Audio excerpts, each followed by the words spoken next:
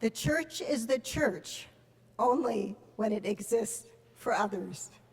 Dietrich Bonhoeffer, 1944. When I was 21, my dad and I set off for 2 weeks in a VW microbus, camping our way through Germany and Poland.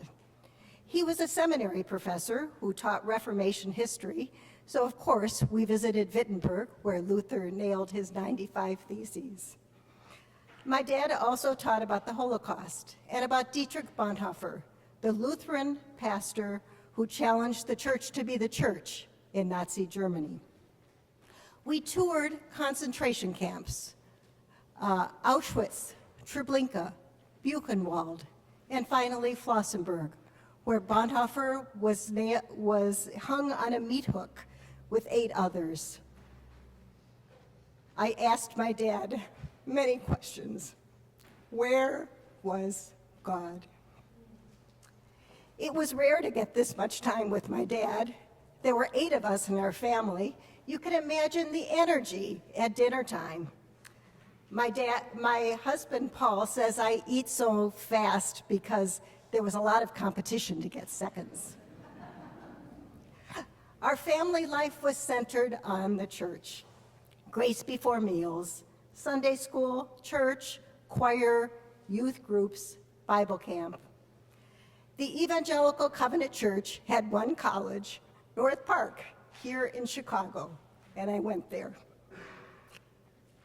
Questions were encouraged in my religion and philosophy classes, and I certainly asked them about God, about the church, about relevance to our lives. I have chosen to stay engaged with church throughout my life.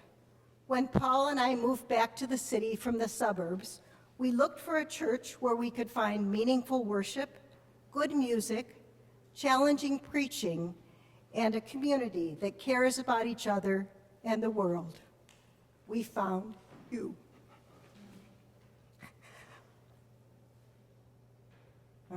I'm still asking questions. I wake up in the middle of the night, terrified for our world, the world that my grandchildren are growing up in. Having studied history, including the Holocaust, I know it is possible for a country, for a culture to go astray, to go so wrong. How can we be the church that exists for others in these times? How can we bring healing, justice, and hope to this troubled world? Here at Holy Trinity, we have the opportunity to stand up, to be countercultural, grounded in God's love and grace for all people.